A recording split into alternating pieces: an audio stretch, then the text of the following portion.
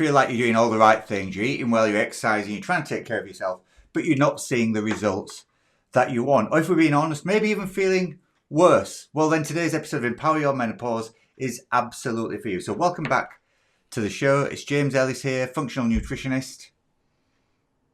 And I'm Julie Medesi, Master Health Coach. And today we're diving into cravings, appetite and gut health and a little bit of what's really driving your hunger after 40, because this is something that Julie and I see all the time in our practice with our clients, people who come to see us. Women ticking all the boxes, they're eating well, they're moving more, but still feel like their appetite is all over the place, still feel like crap. They're hungry when they don't expect to be, craving things they didn't used to, feeling in control all day and then suddenly not. And it's all over the place. So it's really easy to assume that all this is just a willpower issue or just a natural part of getting older. But your body doesn't work like that. Appetite doesn't work like that. It's been driven by signals from somewhere, right? It doesn't just have a mind of its own. Something's telling it to do this kind of stuff. So your gut, your blood sugar, your stress levels, all involved in this. And when those are off, hunger gets louder, and that can then start a whole cascade of challenges. So today we're going to try and break down a little bit about what's actually going on, what you can do to start steadying things. So some of this might be new, some of it might not be new. But anyway, we're going to dive into it. So, Julie, let's get into the why, first of all. And what does this look like for the women that we work with on a day-to-day basis? What's actually going on? Yeah, it's interesting because people come in with a number of different symptoms, but they all tend to cluster around similar things. Like appetite starts to feel really unpredictable because our hormones are all over the place. Our stress levels are all over the place. Our sleep is all over the place. There are a lot of things affecting us. And so it can change how our appetite feels and when it shows up and kind of how it happens and even the things that we're hungry for. Sometimes it feels like, well, nothing in my life has changed, but everything in my life has changed. All the things I used to do, they're the same. I'm doing all of the same things. I'm making all of the same meals, and yet my body is just completely different and it won't respond to the things that I used to be able to do. One of the really big ones is coming in and having this, we try not to promote good, I'm using air quotes, good or bad foods or activities because there really aren't any of those. But we come in and a lot of women feel like, oh, I've been good all day. And then I get home and I just completely lose my mind. And the next thing I know, I'm sitting on the couch with Cheeto dust all over my chest and I don't know what happened. I've been there. And then there's this constant thinking about food, right? We're bombarded by ads everywhere, by diets everywhere. Everything is about food. You got to have snacks with you. You have them in your handbag. You got to have them in your desk. You got to have them in your car. So we're thinking about food all of the time, which makes it even harder when some of these cravings come about. And then we start second guessing ourselves, right? Like how can I not be in control? I feel like the cookies are in charge or whatever it might be. So it's really taking up a huge amount of our headspace, and it can become really emotional as well. So it isn't just about hunger. It's about a lot of other things together. James, do you want to talk a little bit about what drives all of that? Yeah, so it's several things really, I suppose, isn't it? But let's start off at the obvious one, which is blood sugar. Now, blood sugar balance is impacted by the fall in estrogen that women going through the menopause transition go through. That's a natural thing. We'll talk a little bit more about the physiology and dive into it later. But let's just talk about blood sugar and how it kind of works, right? So if blood sugar is imbalanced, then cravings tend to follow, right? As soon as your blood sugar starts to drop, who's not been hungry? I know I certainly have, yeah, where you get to that point where you think, God, I'm just so hungry, give me the food right now, because otherwise I'm going to go absolutely bonkers. So those energy dips that come from irregular blood sugar, then cravings follow from those. And one of the things that I think we'll see today a lot is that a lot of this stuff is intertwined and a lot of it interconnects. So, women tend to get up because they've been told they've got to have sort of like quite light breakfast, or they've decided they're going to fast, or they're going to have low protein for breakfast, or whatever it may be. That doesn't help stabilize blood sugar balance.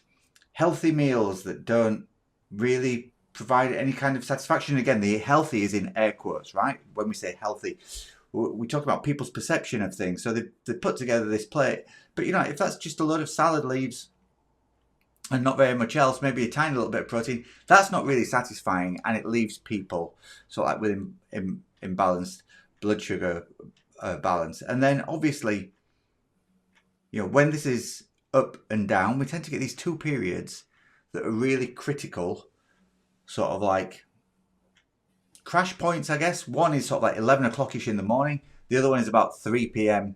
in the afternoon. We've all gone there, haven't we? 3 p.m., you're at work, Yeah. and you're thinking, God, I just need something to get me through the last couple of hours before I go home. And what's in front of you is a snack drawer. And because you're working in an office, it's absolutely full of chocolate and crisps and other kind of stuff that is probably not serving either your own personal goals or anything that would help manage blood sugar balance.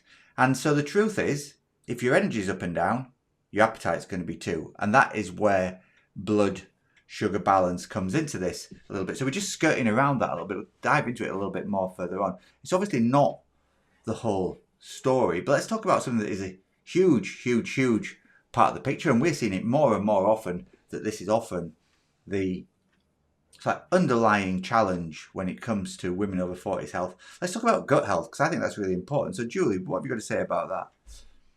Oh, yes, gut health, the center of our universe, of our internal universe, right?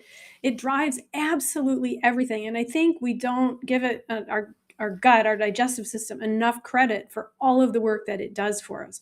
And given our busy lives and the kinds of meals we grab on the go, it's no wonder that we feel the way we do sometimes. A lot of times we'll eat in a hurry, or we'll eat something because we think it's healthy, as you were saying, James, and we just don't feel satisfied after our meals, after we've eaten our meals. That can be from a lot of different things, but oftentimes if our gut isn't healthy, meaning our intestinal tract, the part that does all of the digesting and breaking down and shipping the nutrients off to where they're supposed to go. So if we're not feeling satisfied after our meals, it could be that our gut isn't working optimally.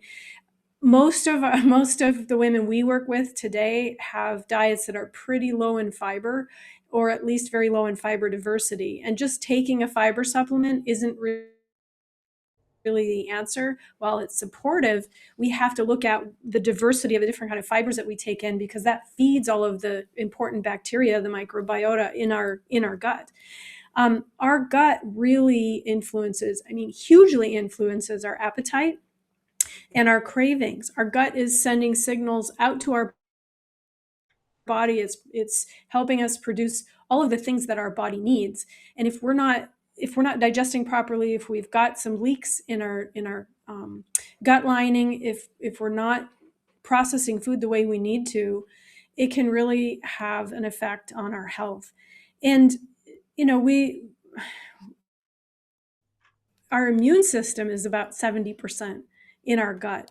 So even those times when you're feeling run down and your energy's low, it might not be because you need food. It might just be because your immune system is tanked, because your gut health is off. So you really need to think about, it's like watering the garden. It's like fertilizing the garden, right? We want to feed it as much as we feed our body, because really when we're feeding our gut, we are feeding our body.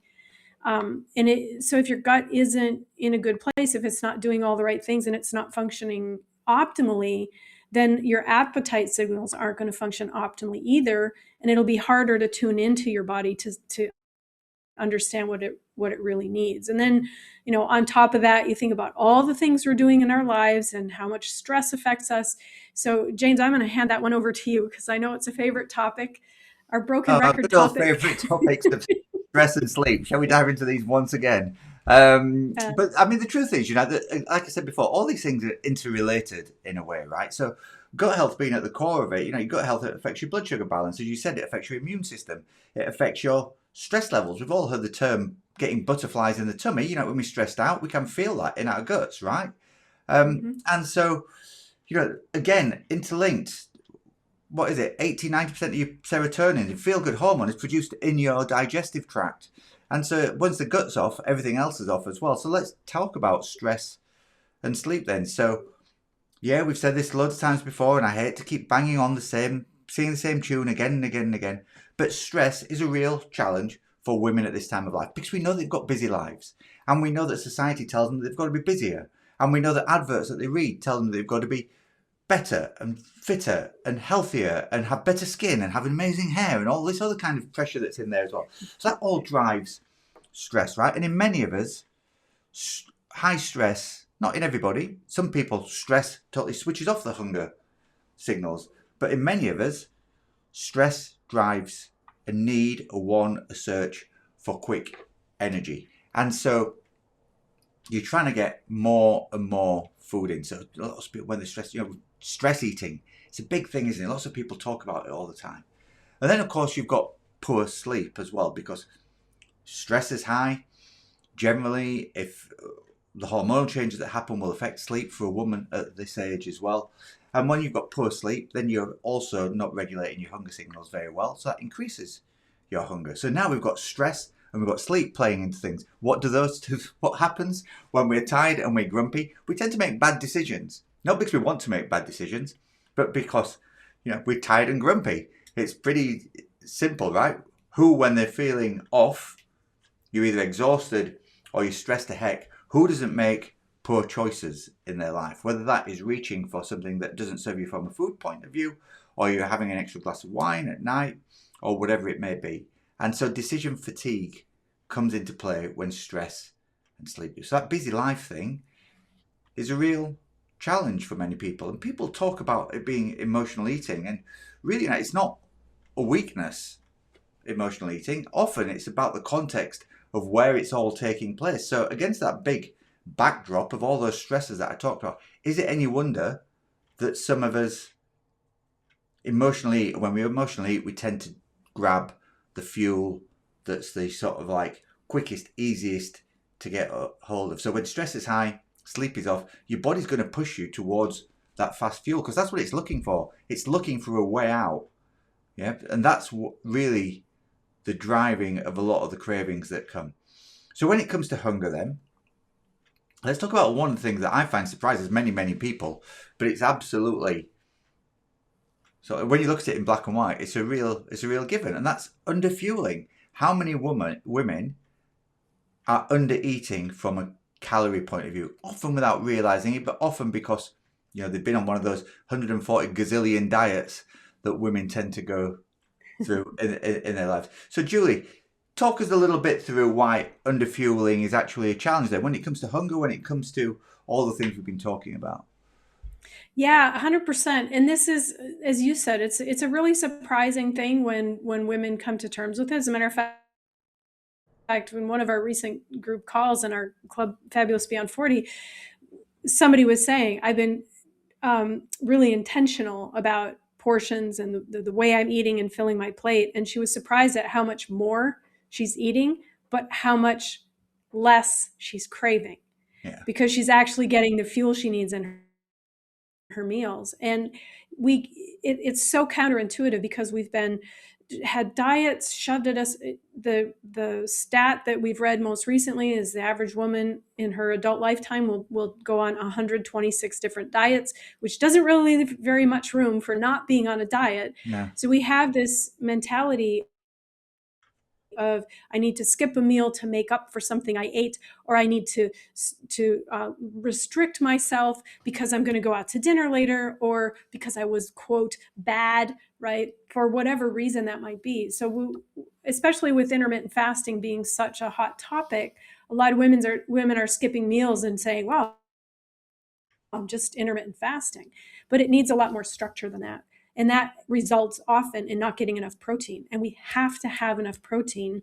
Now, whether you're a vegetarian or an omnivore, whatever it is that you eat, you still need to take in a sufficient amount of protein because your muscles need it, your hormones need it, your brain needs it, your bones need it. You need it to be able to move. And it is the most satiating nutrient. So when your protein levels are good, you aren't going to have those cravings, and what you've eaten in that meal is going to leave you feeling satisfied until the next meal, or is much more likely to than if you're not getting enough protein. So we always say they prioritize protein. And again, that diet mindset is just everywhere, right? And in the evening, if we are skimping on our meals all day, eating lightly because we're trying to, lose weight, we're trying to restrict, we're trying to be good, we end up with that rebound hunger at night. And that's where a lot of women's we talk to fall down, because they get home and it's like, I just need to eat all the things. And so they go through the pantry, they come in the kitchen and just grab whatever happens to be there. And again, in the evening, that ends up with grazing and snacking through the TV shows that we're watching or whatever it is. And it's a natural response. Feed me, right?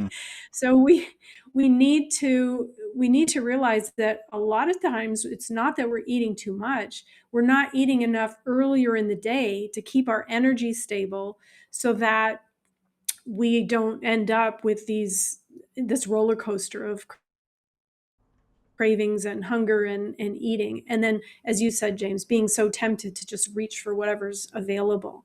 And one thing I will say, I see a lot of influencers on social media right now talking about, it's calories, you have to, calories in, calories out. And we've had whole sessions about this, but it isn't that, because our bodies aren't machines. We don't function in a linear fashion. So it isn't just calories in, calories out. But the truth is, because we're so diet minded as a society, as a sex, we tend to eat less, more times, I think, than we eat too much. So Mm.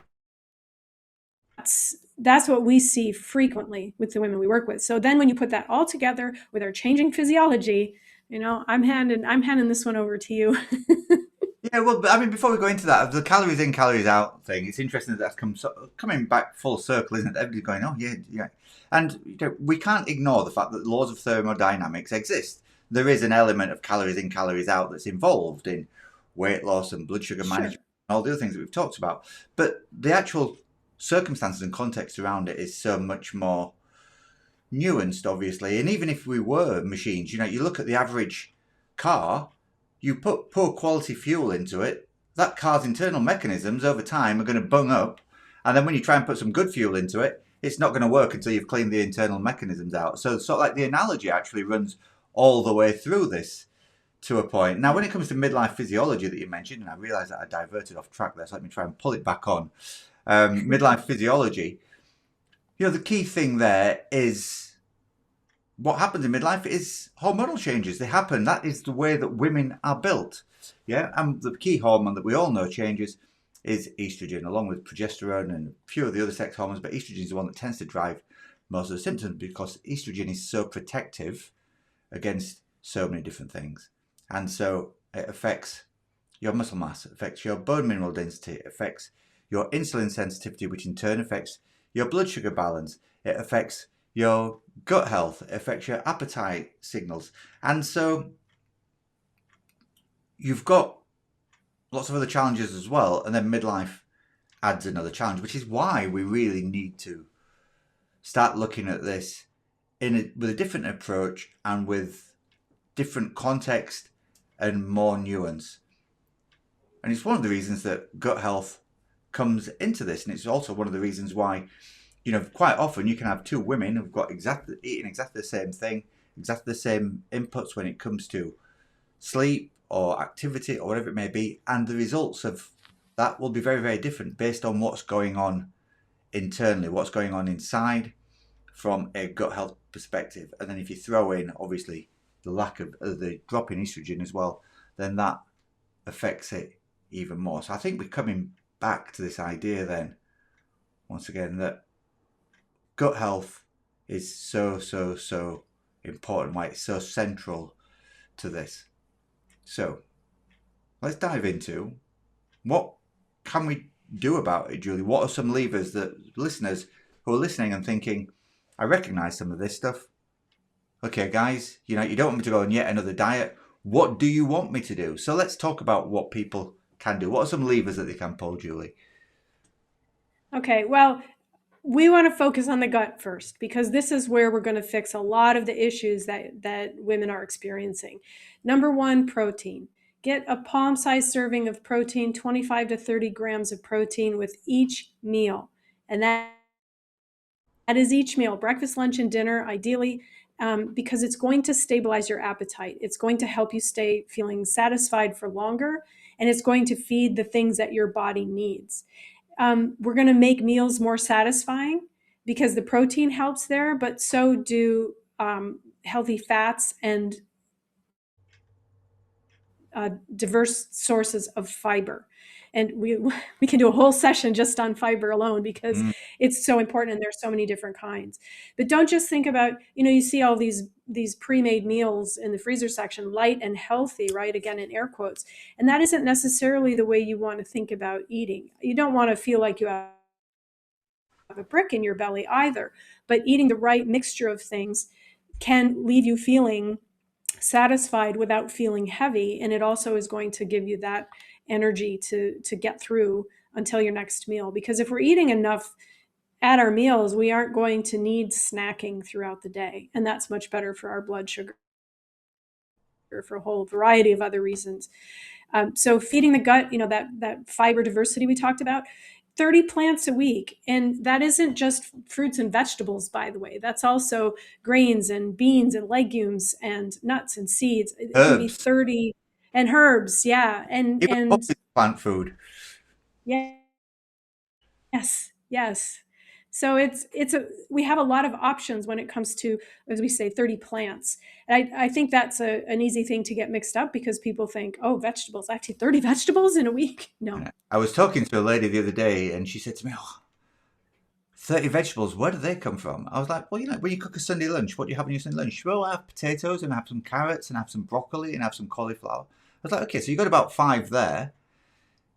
What happens if you stick some sweet corn in as well? She goes, oh, I like sweet corn, I'll stick that in as well. I said, what about if you sprinkle some herbs on whatever meat that you're having when you Sunday lunch? She went, oh, yeah. So suddenly she's got to like 7, 8 in one meal. And she's like, oh, I thought I didn't like vegetables and I didn't like plant foods. But, it just shows how quick you can actually up the levels if you just want to be a little bit creative and a little bit thinking about it, right? Yeah, 100%. 100%. And I think the other thing is to just be realistic about it. We're talking about small changes, right? Focus on one thing. Please don't try to do all of the things we're suggesting all at once because it's a certain recipe for failure. Just do one small thing at a time, see how that feels, build on it, and don't try to overhaul your whole life at once. It's one of the reasons why diets fail so much because we're trying to overhaul everything all at the same time. And it doesn't help us at all. So, um, have you got some ideas as well? Well, I think eating regularly is really important, isn't it? That idea we used to all be fed for years, didn't we? Graze, keep your blood sugar balance stable all the way through the day. And really, your blood sugar balance needs to have some swings and roundabouts in it. What it doesn't want to be too high all the time. It doesn't want to be too low all the time. And it doesn't want the swings and roundabouts to be too violently swinging from one to the other. And so, 3 balanced meals, allowing yourself to feel a little bit of hunger in between is really, really important. Keeping it stable before trying to start to restrict things because stabilization, regularity, I know it's boring to keep saying the same thing, but when you keep doing the same thing, when you're eating at a similar time, your body likes that stability. It likes knowing what's coming. It doesn't particularly care for massive shocks, and we tend to massively shock it on a regular basis by various inputs, right? Via what we eat, what we see, what we do, how we spend time, how we manage our stress. And then I think planning's really important, right? Because we all Mm-hmm. know that things change and you can set out with the best intentions. Now, some people, I was talking to somebody yesterday about this. She said, I'm a troubleshooter. I like to dive in and work on solutions when things actually go wrong. And that works for some people. I'm an advocate of the opposite. I like a plan, and I like my plan to actually include an element of, maybe it's the health and safety person that's latently hiding under me, but I like to have an element of knowing what the risk is. And so, what are my actions when that plan goes wrong? Now, in the army and military circumstances and things like that, they call this actions on. So, what action am I going to take on this event happening, and we need to plan for that kind of stuff. So, yeah, on those, you start off, you've planned your week out, and suddenly Wednesday you get a late meeting put in, or a friend of you invites you to go to the theatre, or something happens last minute. That is going to throw Wednesday night's meal plan out. So have you got in the back of your mind already something that can be a quick, easy, simple meal substitute, or a go-to simple restaurant meal that you can choose, or whatever it may be? But having an element, it's not just planning and then adhering to that plan. It's planning sort of like how your week's going to look from a food perspective, but also having an element of what happens when that surprise thing comes in. So having your Mm. backup plan there as well, I think Yeah. is really important. And then sleep and Yeah. stress. It's amazing how small changes can have really, really big improvements. So, like just things like sit down before you have a meal and take 10 deep breaths. So you're not eating in a stressed out state, you're eating in a more relaxed state. It can have a massive, massive effect. Slowing down when you're eating can have a massive, massive effect. You know, people talk about, I want to improve sleep. How much do you get? I get 5 hours. Well, what does good sleep look like? Well, everybody's told me it should be 8 hours. Okay, so you're going to go from 5 to 8 in one step. You're never going to do it, right? So if you're No. only having 5 hours sleep, two questions. How do you feel on 5 hours sleep? And if you feel okay on 5 hours sleep, I would say don't change anything. But also, if you think you want to improve your sleep, why don't you start by trying to get 5 hours and 15 minutes or 5.5 hours? 6 hours, Yeah. that's a what, 15% improvement or something like that in Yeah. things. That even 1 hour is a massive, massive change. So don't think that small improvements don't make a difference, because the goal isn't to just sort of like start eating less and changing everything all in one go. It's about making your food and your routine actually work for you. So when those things sort of like line up, then what kind of things do we see shifting? Do you want to take this, Julie? When clients put that stuff together, what's happening to them? What are the results? Well, their appetite becomes more predictable, which is a huge win for most of the people we're working with, certainly. And just to that point, we put babies on a feeding schedule. We put small children on a regular schedule for their meals and their activities. We put our pets on a regular feeding schedule because we know it's healthier for them, and it makes energy and all of the things that we do in our lives more predictable. So for why we think we don't need to do that as adults is always a mystery to me. Bonkers, isn't it? Um, yeah, because some of the boring things are good actually, because it takes that decision fatigue away, so you have more brain space for other things. When you have fewer cravings, when you have less of that mental noise going on, everything just feels so much easier, and you're not constantly fighting yourself, you're not constantly fighting your body, you're not constantly feeling that sense of overwhelm. And I think that's one of the biggest results that a lot of our clients certainly experience, that wow, this is so much simpler, this is so much easier than what I've been trying to do, right? And that's what we want, because that makes it doable.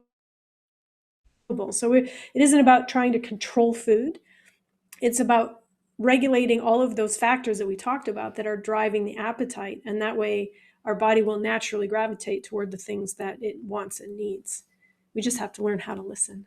Yeah, 100%. So that's the end of this week's pod then. So if you've been listening to it and recognizing some of yourself in it all, the next step is not another round of guessing or jumping on another diet. It's actually about doing something to reset all those underlying signals that we've been talking about.